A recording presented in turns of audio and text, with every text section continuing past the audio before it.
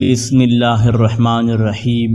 السلام علیکم ناظرین، دنیا اپنی روانگی میں مسلسل چل رہی ہوگی کہ اچانک ایک زوردار آواز سے سب کچھ فنا ہو جائے گا، پھر دوسری بار آواز آئے گی اور ساری کائنات اپنی اپنی قبروں سے اٹھ کر ننگے بدن ننگے پاؤں میدان محشر کی طرف دوڑیں گے، جو شام کے علاقے کی طرف سجایا جائے گا۔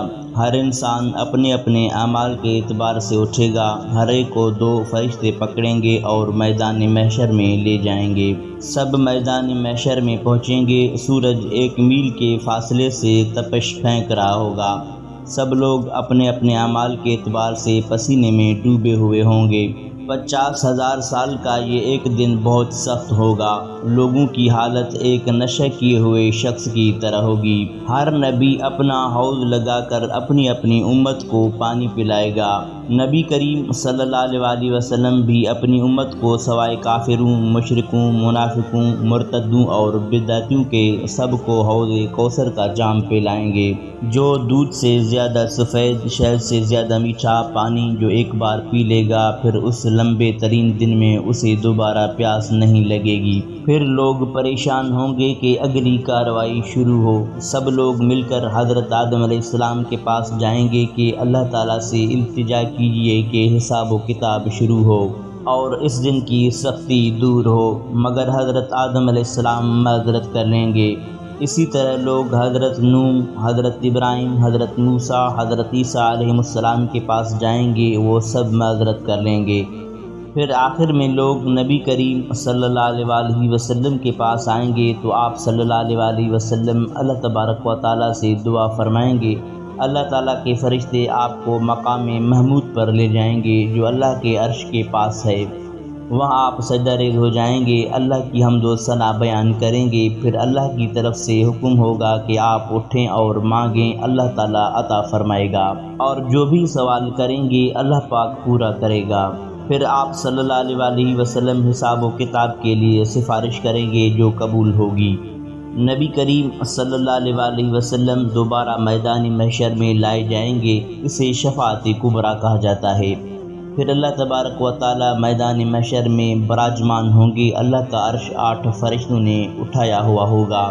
سب سے پہلے اللہ تعالیٰ اپنی پنڈلی کو ظاہر فرمائیں گے، جو نمازی ہوں گے وہ سب اللہ کے حضور سجدہ ریز ہو جائیں گے، باقی لوگوں کی کمر سخت بن جائے گی اور وہ اللہ کے حضور سجدہ نہیں کر سکیں گے۔ پھر عدالت الہی کی کارروائی شروع ہوگی اور چند اہم امور سلسلہ وار مکمل ہوں گے۔ سب سے پہلے نامہ اعمال کی تقسیم ہوگی، سب کے ہاتھوں میں نامہ اعمال دیے جائیں گے، اہل ایمان کے دائیں ہاتھ میں اور کفار و مشرکین کے بائیں ہاتھ میں۔ اہل ایمان تو خوش ہو کر دوسروں کو اپنا نامہ اعمال دکھائیں گے اور پڑھائیں گے، جبکہ کفار و مشرکین پریشان ہوں گے اور کہیں گے کہ کاش ہمیں یہ نہ دیا جاتا۔ پھر اس کے بعد محاسبہ ہوگا۔ نامہ اعمال کی تقسیم کے بعد سوال و جواب ہوں گے، مشرکوں اور کافروں سے سوال ہوں گے، وہ ہر چیز کا انکار کریں گے۔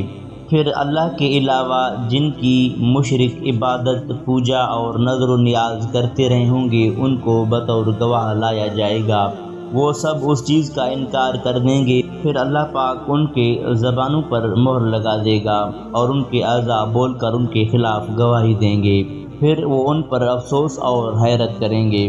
نیز میدان محشر میں دیگر کئی سوال ہوں گے، عمر کے بارے میں، جوانی، رزق، علم کے متعلق، اسی طرح حقوق اللہ میں سب سے پہلے نماز، اور حقوق العباد میں سے قتل، خون اور جھگڑوں کے متعلق سوال ہوگا، اور ہر ایک کے متعلق عدالت الہی میں عدل سے فیصلہ ہوگا۔ پھر اس کے بعد اعمال کا وزن کیا جائے گا اتمام حجت کے لیے، پھر اللہ تبارک و تعالیٰ سب کے اعمال کا وزن کرے گا، جس کی نیکیوں کا پلڑا بھاری ہوگا وہ کامیاب، اور جس کی نیکیوں کا پلڑا ہلکا اور برائیوں کا پلڑا بھاری ہوگا وہ ناکام ہو جائیں گے، بلکہ بعض کا تو حال اعمال کے اعتبار سے اس قدر برا ہوگا کہ ان کا ترازو ہی نہیں لگے گا، وہاں کوئی کسی کے کام نہیں آئے گا، یہاں تک کہ اگر کسی کی ایک نیکی کی وجہ سے اس کی ناکامی ہوگی تو وہ سب سے مانگے گا لیکن کوئی اسے ایک نیکی نہیں دے گا۔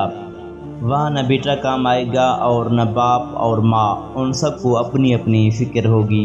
ناظرین، اعمال کے وزن کے بعد سب کو پلسرات سے گزرنا پڑے گا۔ پلسرات جہنم کے اوپر بال سے باریک اور تلوار کی دھار سے تیز ہوگا، اور وہاں اندھیرا ہوگا، لیکن ہر آدمی کو اس کے اعمال کے اعتبار سے نور کی روشنی ملے گی۔ وہاں گزرتے ہوئے کوئی بات کرنے کی جرأت نہیں رکھتا ہوگا، صرف مومن اپنے مزید نور کے طلب کے لیے اللہ سے دعا کریں گے۔ اپنے اپنے گناہوں کے اعتبار سے لوگ پلسرات سے نیچے جہنم میں گرتے رہیں گے۔ کچھ مومن تیزی سے گزر جائیں گے اور کچھ آہستہ سے، اور کچھ گرتے گراتے پار کریں گے۔ اس کے بعد تمام جنتیوں کو نہر حیات میں ڈالا جائے گا۔ سب جنتی 32-33 سال کے خوبصورت جوان بن جائیں گے۔ پھر سب سے پہلے نبی کریم صلی اللہ علیہ وآلہ وسلم اپنی امت کو لے کر جنت میں داخل ہوں گے۔ جنت میں کچھ لوگوں کو بغیر حساب کے داخل بھی کیا جائے گا۔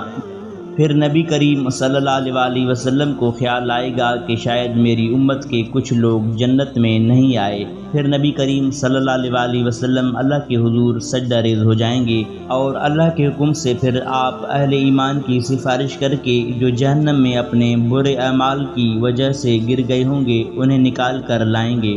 اسے شفاعت صغریٰ کہا جاتا ہے۔ پھر اسی طرح شہداء، انبیاء، فرشتے، مومن بھی سفارش کریں گے، اور جن کے دل میں رائی کے دانے کے برابر ایمان ہوگا انہیں جہنم سے نکال کر لے آئیں گے۔ ناظرین، کچھ لوگ ایسے بھی ہوں گے جن کے نیک اعمال اور برے اعمال برابر ہو جائیں گے، انہیں کچھ دیر مقام اعراف میں ٹھہرایا جائے گا۔ پھر سب کو جنت میں ان کے اعمال کے اعتبار سے محلات، خیمے، حوریں عنایت کی جائیں گی۔ آخر میں اللہ تبارک و تعالی جنتیوں اور جہنمیوں کو بلا کر سب کے سامنے موت کو ذبح کریں گے، اور اعلان ہوگا کہ آج کے بعد کسی کو موت نہیں آئے گی۔ اس وقت سب اہل ایمان جنت میں پہنچ چکے ہوں گے۔ جہنم میں صرف کافر، مشرک اور منافق ہی رہ چکے ہوں گے، کیونکہ وہ ابدی جہنمی ہیں۔ ناظرین، یہ تھا میدان محشر کا مختصر سا خاکہ جسے ہر آدمی کو گزرنا ہوگا۔ اللہ پاک سے دعا ہے کہ اللہ تبارک و تعالی ہمیں نیک اعمال کی توفیق عطا فرمائے۔